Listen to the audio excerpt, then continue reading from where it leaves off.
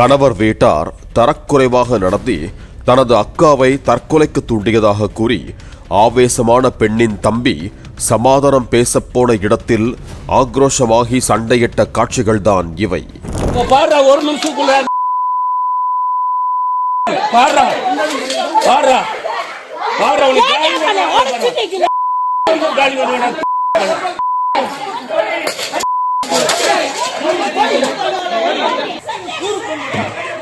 பாட்டு ஓட ஓட ஓட கண்ணாடி ஓட ஓட ஓட ஓட. காரை சுற்றி நின்று தாக்கியவர்களை விரட்ட காரை ஏற்றுவது போல மிரட்டியதால் கொலை முயற்சி வழக்கில் சிக்கித் தவிக்கும் ஆவேச பெண் வீட்டார் இவர்கள்தான்.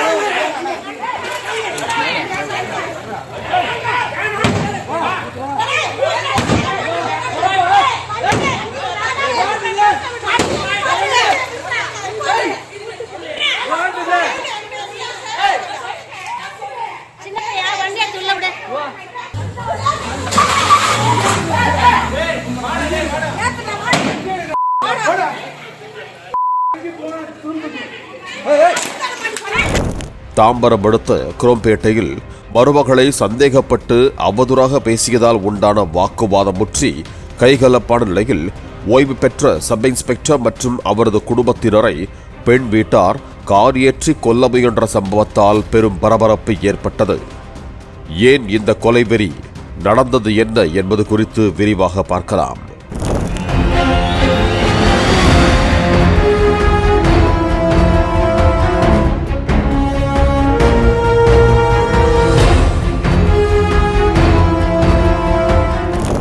தாம்பரம் அடுத்த குரோம்பேட்டையை சேர்ந்த ஓய்வு பெற்ற உதவி ஆய்வாளர் சுருளிசாமி பரமேஸ்வரி தம்பதியின் மகன் ராஜ் பிரேம்நாத்.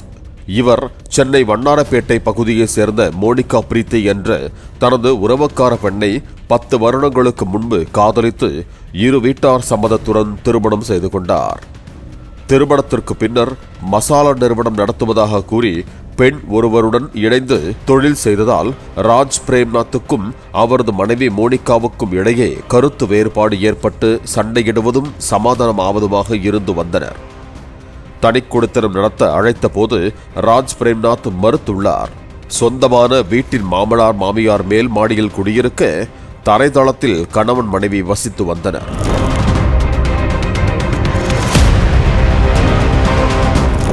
இரு குழந்தைகள் இருக்கும் நிலையில் மனைவி மோனிகா குண்டாக இருப்பதாக கருதிய ராஜ் பிரேம்நாத் அண்மையில் தனது மனைவியை ஸ்லிம்மாக்க ஜிம்முக்கு அனுப்பி வைத்துள்ளார். அங்கு வைத்து அறிமுகமான தன்னை விட 3 வயது குறைவான இளைஞர் ஒருவர் மோனிகாவுக்கு அறிமுகமாகியுள்ளார். அந்த இளைஞரின் தாயின் யோசனையின்படி அழகு நிலையம் நடத்த மோனிகா விரும்பியுள்ளார். அதற்காக திருமணத்தின் போது வரதட்சணையாக போடப்பட்ட தனது 60 சவரன் நகைகளை கணவரிடம் கேட்டிருக்கிறார். நகைகளை கொடுக்க மறுத்ததோடு அழகு நிலைய யோசனையை ஏற்காத ராஜ் பிரேம்நாத் மோனிகாவின் நடத்தையில் சந்தேகப்பட்டு அழகு நிலையம் நடத்த மறுப்பு தெரிவித்துள்ளார்.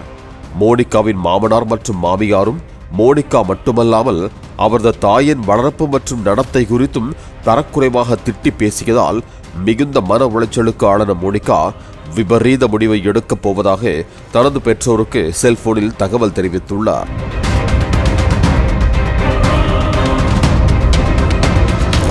இதையடுத்து கடந்த 26ஆம் தேதி மோனிகாவின் தாய் தந்தை சகோதரர்கள் உறவினர்கள் வண்ணாரப்பேட்டையில் இருந்து குரோம்பேட்டைக்கு காரில் விரைந்திருக்கிறார்கள். காரை நிறுத்திவிட்டு மோனிகாவை சந்தித்து சமாதானப்படுத்திக் கொண்டிருந்த போது ஓய்வு பெற்ற காவல் உதவி ஆய்வாளரான சுருளிசாமியும் அவரது மனைவியும் மருமகள் வீட்டாரிடம் வாக்குவாதம் செய்ததால் இரு தரப்புக்கும் இடையே வாக்குவாதம் முற்றி கைகலப்பு உருவானது. மாடியில் இருந்து சொம்பு ஒன்றை தூக்கி வீசி தாக்கியதால் பதிலுக்கு மோனிகாவின் சகோதரரும் திருப்பி வீசி எறிந்ததாக கூறப்படுகிறது. தனது தாய் மற்றும் சகோதரியின் நடத்தை குறித்து இழிவாக பேசிய ஆத்திரத்தில் மோனிகாவின் சகோதரர் மல்லுக்கு நின்றதால் பரபரப்பு ஏற்பட்டது. பாடுறா ஒரு நிமிஷத்துக்குள்ள பாடுறா பாடுறா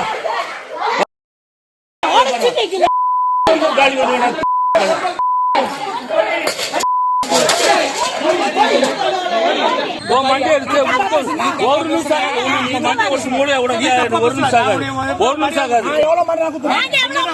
ஒரு நிமிஷம் ஆகாது மண்டை மூளை ஒரு நிமிஷம் ஆகாது. மோனிகாவின் கணவர் வீட்டார் கற்களால் தாக்கி உள்ளனர். இதனால் ஆத்திரமடைந்த மோனிகா சகோதரர் காரை வைத்து இருசக்கர வாகனத்தை தட்டியதோடு எதிர்த்தரப்பினர் மீது மோதுவது போல முயன்றதால் சுற்றி நின்றவர்கள் விலகி ஓடினர்.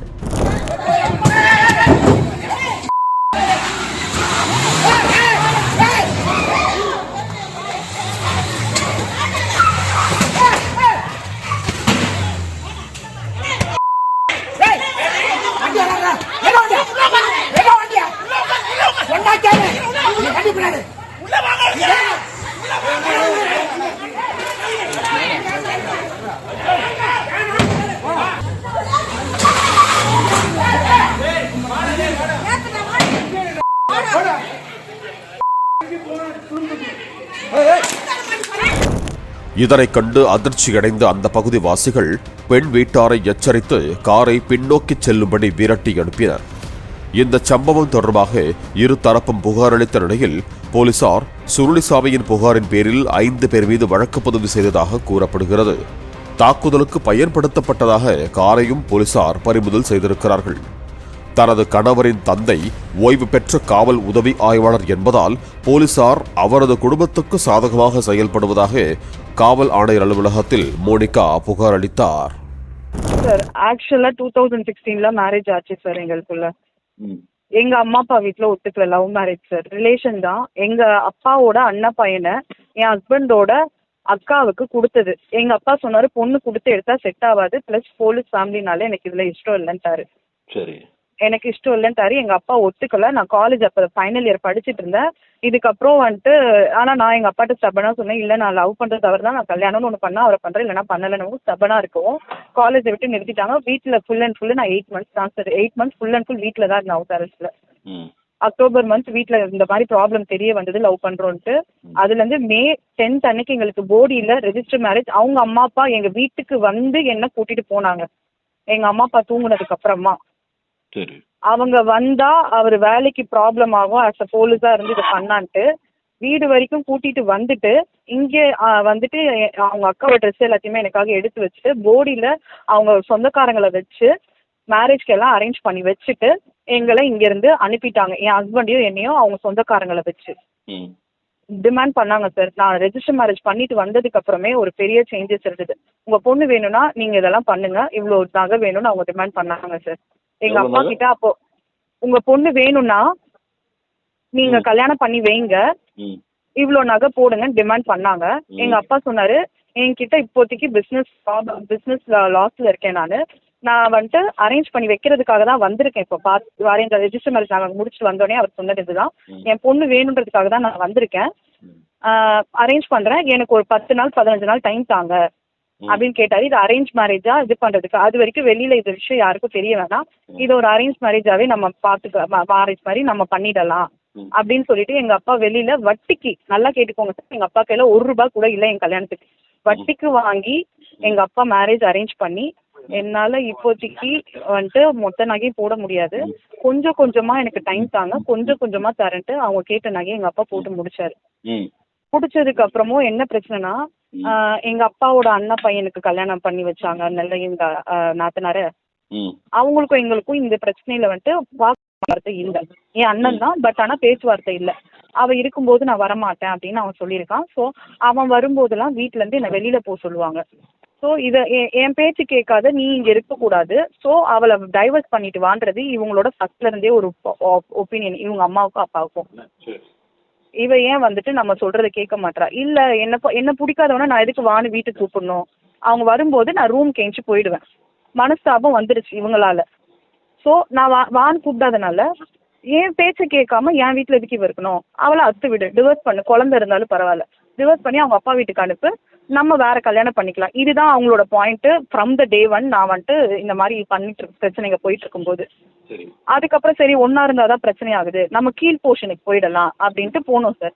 அங்க போனப்போ என்ன பண்ணுவாங்கன்னா, மேலதான் கேட் வால்வ் இருக்கும் வாட்டருக்கு. என் ஹஸ்பண்டும் குழந்தைய ஸ்கூலுக்கு அனுப்புனதுக்கு அப்புறம் கேட் வால்வை மூடிடுவாங்க, தண்ணி விட மாட்டாங்க. திரும்ப என் ஹஸ்பண்ட் வரும்போது கேட் வால்வை திறந்து விடுவாங்க, எனக்கு தண்ணி விட மாட்டாங்க. அவர் இல்லாத டைம் வந்துட்டு இவளே வந்துட்டு ஒரு தரங்கிட்டவ, இவ வந்துட்டு அப்போ வந்துட்டு நான் எங்கேயுமே போக மாட்டேன், வீட்லயே தான் இருப்பேன். எங்கேயுமே பக்கத்து கடைக்கு கூட போகணும்னா என் ஹஸ்பண்டோட தான் நான் போவேன். இவ வந்துட்டு ஒரு தரங்கிட்டவ, அங்க அவனை வேலைக்கு அனுப்பிச்சிட்டு இங்கே அவனோட ஊர் மேலாத்த, வீட்டுக்குள்ளேயே இருக்கிற பொண்ணு இப்படி எல்லாம் சொல்லுவாங்க சார். நான் இதை பத்தி நிறைய தடவை எங்க அம்மா அப்பா கிட்ட சொன்னேன். சரி அவங்களை கண்டுக்காத, உன் ஹஸ்பண்ட் உன்கிட்ட நல்லா இருக்கிறாருல, அது என் ஹஸ்பண்ட் கிட்ட சொன்னாலும் நீ வந்துட்டு கண்டுக்காத, அவங்க பேசினாங்கன்னா பேசிட்டு அந்த பலனை அவங்க அனுபவிச்சுப்பாங்க, நீ எதுவுமே கேட்காத. அவங்கள நான் போய் கேட்டா இந்த வீட்டுல எனக்கு பங்கு தர மாட்டாங்க, எனக்கு இந்த வீட்டுல சொத்து வேணும், இல்லைன்னா எங்க அக்காவுக்கு மட்டுமே முழுசா சொத்தை கொடுத்துருவாங்க, எனக்கு சொத்து வேணும். நான் என்னால போய் அவங்கள எதிர்த்து கேட்க முடியாது, என்னை என் பொண்டாட்டி ஏன் இப்படி பேசுறீங்க, நான் கேட்க மாட்டேன்.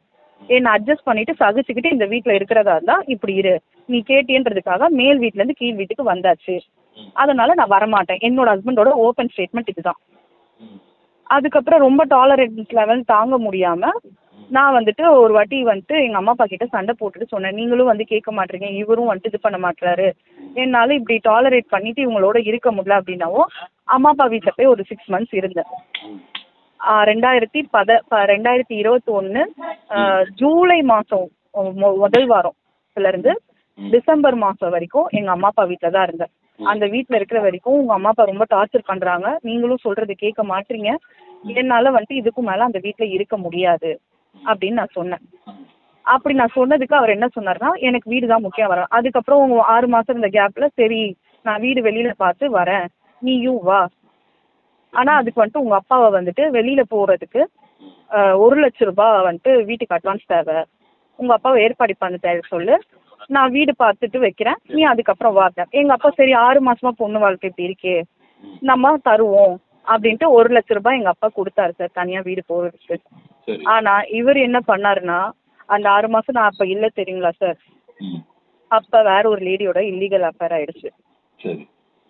அது எதனால, அதுக்கு எவிடன்ஸ் எல்லாமே என் போன்ல இருக்கு சார். ஒரு 1/2 மணி நேரத்துல என் தம்பி எனக்கு போன் அடிக்கிறான், மாமா எங்க இருக்கிறாருன்னு உனக்கு தெரியுமா? 2 தம்பிங்க எனக்கு மட்டும். மாமா வந்துட்டு ஏதோ வேலையா வெளியில போயிருக்கேன்னு இப்பதானே சொன்னாரு, எப்ப பேசுன நீ மாமா கிட்ட? அது ஒரு 1/2 மணி நேரத்துக்கு முன்னாடி நான் எப்பயும் போல டெய்லி பேசுற மாதிரி பேசுனேன்டா, இந்த மாதிரி வெளியில இருக்கேன்னு சொன்னாரு அப்படின்னா. சொன்னதுக்கு இவன் பேசிட்டே இருக்கும்போது என் ஹஸ்பண்ட் லைனுக்கு வராரு, இந்த மாதிரி உன்னை பார்க்க தான் வந்திருக்கேன், உங்க அம்மா வீட்டு தெருவுல இருக்கேன், நீ எங்க இருக்க அப்படின்னாரு. இப்பதான் வேலையா இருக்கேன், நீங்க என்ன பார்க்க வரேன்றீங்க, என்ன விஷயம் அப்படின்னா, எங்க வீட்டு தெருவுல என் தம்பி கராஜ் வச்சு நடத்திட்டு இருக்கான், எங்க வீட்டுல இருந்து ஒரு 2 கிலோமீட்டர்ஸ் தள்ளி. அந்த கராஜ் வழியா இந்த இல்லீகல் அஃபேர் வச்சிருந்த அந்த லேடியோட இவருக்கு பாஸ் பண்ணி போயிருக்கான். அந்த வண்டி என்னோட வண்டி, என் ஹஸ்பண்ட்ன்றது என் தம்பியை பார்த்துட்டான், பின்னாடி வேற ஏதோ ஒரு லேடி இருக்காங்கன்னு இவன் பின்னாடியே ஃபாலோ பண்ணிட்டு போகும்போது வண்டி அந்த லேடியை அவசர அவசரமா இறக்கி விட்டுட்டு இவர் எனக்கு கால் பண்றாரு, உன்னை பார்க்கதாமா வந்துட்டேன். வீட்டுக்கு வந்தா இவர் மூஞ்சி சரியில்லை, எப்பயுமே லவ் பண்ணி கல்யாணம் பண்ணிருக்க, இத்தனை வருஷம் வாழ்ந்திருக்கேன், ஸோ அவரோட ஆக்டிவிட்டிஸ் ஏதாவது டிஃப்ரெண்டா இருந்ததுன்னா எனக்கு தெரியும். ஏன் ஒரு மாதிரி பதட்டமா இருக்கீங்க, என்ன விஷயம் அப்படின்னு கேட்டா, இல்ல அந்த மேடமோட வந்த அவங்களோட ரிலேஷன் ஒருத்தவங்க இங்கதான் வீடு இருக்காங்களாம், அவங்க கேப் புக் பண்ணி பார்த்தா இல்ல, சரி நான் அங்கதான் போறேன், உங்களை இறக்கி விடுறேன். அப்படியா, அவங்கள ஏன் மேல வர சொல்ல, அவங்களே வர சொல்லி இருக்கலாம்ல, நானும் பாத்துருப்பேன் அந்த மேடம். நான் சொல்றேன் இல்ல அவங்களை இறக்கி விட்டுட்டு தான் நான் வந்தேன். வெளியில போய் எட்டி பார்த்தா கார் இல்லைங்க, என்னோட பைக் இருக்கு, எப்படி இருக்கு அப்படின்னா, இல்ல நான் பைக்ல தான் வந்தேன். பைக்ல எதுக்கு இன்னொரு லேடியை நீங்க ஏத்துறீங்கன்னு நான் சண்டை போட்டேன். நான் உங்க அம்மா உங்க அக்கா நானு, இதை தவிர வேற யாருமே உங்க பைக்ல ஏறக்கூடாது, எப்படி நீ இன்னொரு லேடி என்னதான் பிசினஸ் பண்ணாலும் நீங்க எப்படி ஏத்த முடியும்? அன்னைக்கு சண்டை போட்டேன் எங்க வீட்டுல இருந்து. நான் இது இன்னைக்கு நீ பண்ணிட்ட, ஓகே ஃபைன், திரும்பவும் இந்த ஒரு மிஸ்டேக் நடக்க கூடாது எனக்கு. உங்க அம்மாவை ஏத்து, உங்க அக்காவை ஏத்து, உங்க பெரியம்மாவை ஏத்து, உன் ஃபேமிலியை சேர்ந்தவங்க இவங்கலாம், இதை தாண்டி வேற ஒரு லேடி உன் பின்னாடி உட்காரக்கூடாது. ஜென்ஸ் யார் வேணாலும் வரலாம். நான் இதே மாதிரி இன்னொருத்தர் பின்னாடி பைக்ல போனா நீ ஏத்துக்குவே, இப்படியே தானே கேட்டேன். நான் இதே மாதிரி இன்னொருத்தர் பின்னாடி பைக்ல போனா நீ ஏத்துக்குவியா? மாட்டல. அப்ப நீயும் அப்படிதான் இருக்கணும். ஜெண்டர்லாம் பையனா என்ன வேணா பண்ணலாம், பொண்ணு நான் பண்ணலாம்னு இல்ல. நான் உனக்கு உண்மையா இருப்பேன், நீயும் எனக்கு உண்மையா இருக்கணும். நீ என்ன வேணா பண்ணுவேன், நான் வந்துட்டு பண்ணக்கூடாதுன்றது எனக்கு கான்செப்ட், நான் ஒத்துக்கவே மாட்டேன். இதை நான் சொல்லி முடிச்சுட்டேன். இது நடந்தது அக்டோபர் மந்த் எண்டில். அதுக்கப்புறம் வந்துட்டு நவம்பர், எனக்கு டேட் கொடுத்தது டிசம்பர்ல. நவம்பர் 16 நைட்டு 7 மணிக்கு எனக்கு கால் பண்ணி, இந்த மாதிரி பருவத மலைக்கு நான் கிளம்புறேன் அப்படின்னாரு. என்ன திடீர்னு எங்க இருக்காது அப்படின்னு கேட்டேன். இல்ல அந்த கோயிலுக்கு போனா விசேஷமா, இப்போ வந்துட்டு இப்பதான் அதுக்கு சீசனா திறப்பாங்களா அந்த சீசனுக்கு ஐயப்ப பக்தருங்கெல்லாம் போகும்போது, அதனால வந்துட்டு நான் அதுக்கு எதுல போறீங்க அப்படின்னு கேட்டா நானும் அந்த மேடமும் போறோம் அப்படின்னு.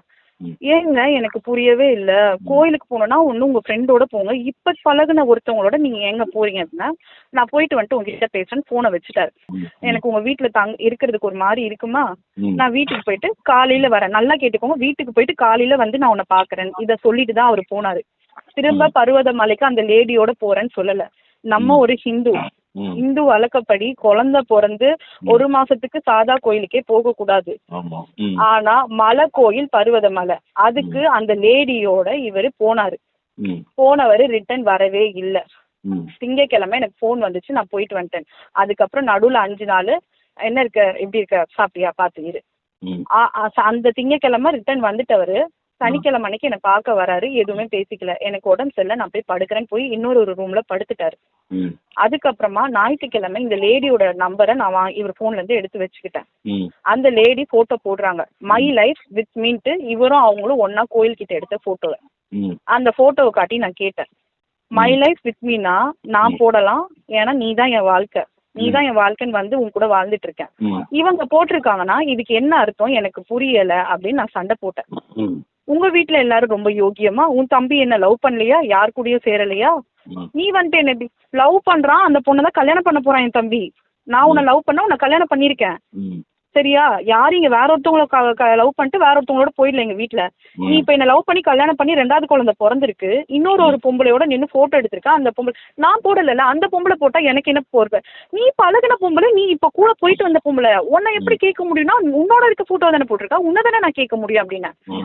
இந்த பிரச்சனைங்க போயிட்டு இருக்கும்போது இதுக்கப்புறம் நீ எங்க வீட்டுக்கு வராத, என் பசங்களை நான் வளர்த்துக்கிறேன், இதுக்கப்புறம் நீ எனக்கு வேணவே வேணாம், தயவு செஞ்சு போயிடுன்னு வீட்டுல இருந்து நான் சண்டை போட்டு அனுப்பிட்டேன்.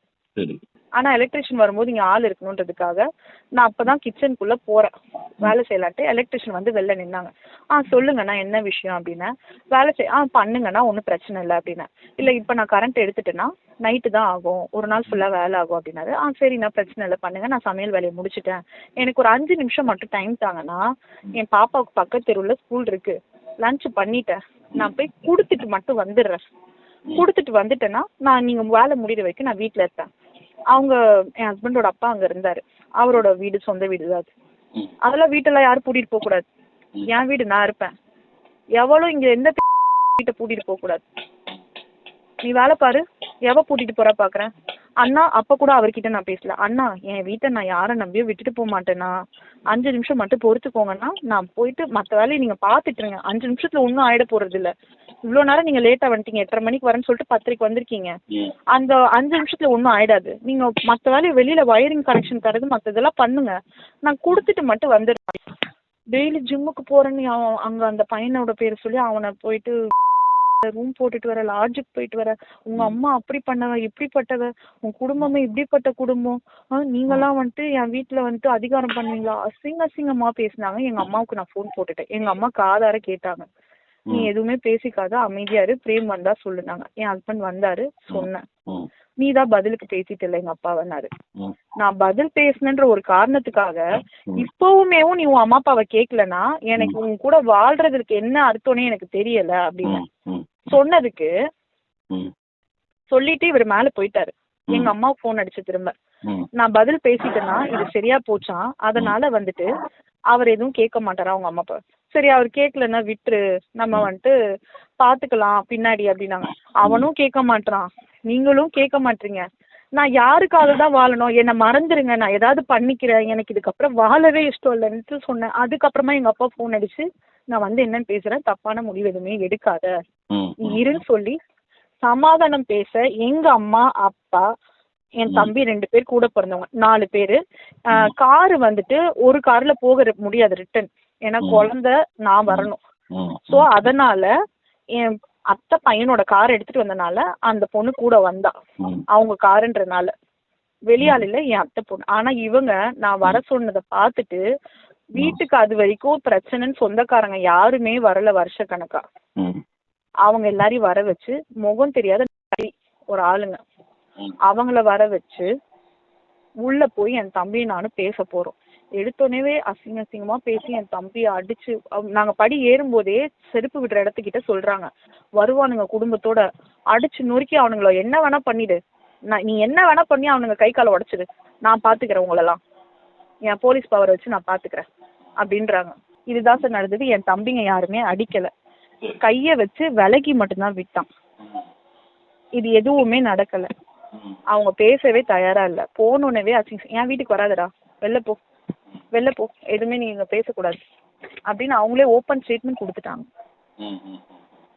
இப்ப எங்கேயுமே வந்துட்டு எங்க கேஸ் எடுக்கல. அவர் போலீஸ்ன்றத வச்சு இன்ஃப்ளூயன்ஸ் பண்ணி எங்கேயுமே எங்க சம்பவம் நடந்தது 26ஆம் தேதி டிசம்பர், கிறிஸ்துமஸ்க்கு. கம்ப்ளைண்ட் நாங்க குரோம்பேட் ஸ்டேஷன்ல போய் கொடுத்தோம், யாருமே வாங்கல சார். எதுக்காகனா வந்துட்டு அவர் இன்ஃப்ளூயன்ஸ் வச்சு எங்களுக்கு வாங்க விடாம பண்ணிட்டாரு சார். இல்ல சார், நான் கம்ப்ளைண்ட் எழுதிட்டு போனேன், யாருமே என் கம்ப்ளைண்ட்டை வாங்கல. என்ன பிரச்சனை மட்டும் சொல்லுங்க, நான் கம்ப்ளைண்ட் எழுதிருக்கேன் சார், வாங்குங்கன்ற. நீங்க முதல்ல உங்க பிரச்சனையை சொல்லி முடிங்கன்னு மட்டுமே சொல்றாங்க. இன்னொரு விஷயம் சார், 6 மணிக்கு மேல லேடிஸ ஸ்டேஷன்ல வச்சு என்கொயரி பண்ணக்கூடாது. அவங்க வெள்ளிக்கிழமை 26ஆம் தேதி டிசம்பர் நைட்டு 9 மணிக்கு தான் என்ன என்கொயரி பண்ணி வீட்டுக்கே விட்டாங்க. நைட்டு 9 மணிக்கு என்கொயரி பண்ண ஆரம்பிச்சு 9:30க்கு மேல தான் நான் ஸ்டேஷனை விட்டு எங்க அப்பாவுக்கு அடிச்சு அனுப்புனனால எங்க அப்பா ஹாஸ்பிட்டல் அட்மிட் ஆயிருந்தாரு. என் தம்பிங்களும் எங்க அப்பாவை அட்மிட் பண்ண போயிட்டாங்க. எங்க அம்மா குழந்தைய கூட்டிட்டு போயிட்டாங்க. ஸோ நான் ஸ்டேஷன்ல தனியா இருக்கக்கூடாதுன்னு என் தம்பியோட ஃப்ரெண்டை வர வச்சுட்டு என் தம்பி போனான். யாருமே இல்லாம என் தம்பி ஃப்ரெண்டோட தான் நான் ஸ்டேஷன்ல இருந்து நைட்டு 9:30 மணிக்கு மேல கிளம்பி போனேன். அவங்க ஸ்டேஷன்ல வந்துட்டு அவங்களுக்கு ரொம்ப சப்போர்ட் பண்றாங்க சார். அவர் ரிட்டையர்ட் ஆஃபீஸர். ஆமா சார், என் தம்பிங்க 2 பேரு, எங்க அப்பா, எங்க அம்மா, நான், எங்க 5 பேர் பேர்ல தான் கேஸே போட்டிருக்காங்க சார். அப்படிங்கும்போது அவங்க தப்பு பண்ணாங்கன்னா கவுண்டர் கம்ப்ளைண்ட் தான் உங்க தரப்பு கொடுத்தா கவுண்டர் கம்ப்ளைண்ட்டும் வாங்கணும்ல சார். கவுண்டர் கம்ப்ளைண்ட்டும் வாங்க மாட்டாங்கல்ல சார். இன்னைக்கு வரைக்கும் என் கம்ப்ளைண்ட் எழுதி வச்சது அப்படியே இருக்கு சார் என் பேக்ல. நான் வேணா காட்டுறேன் சார்.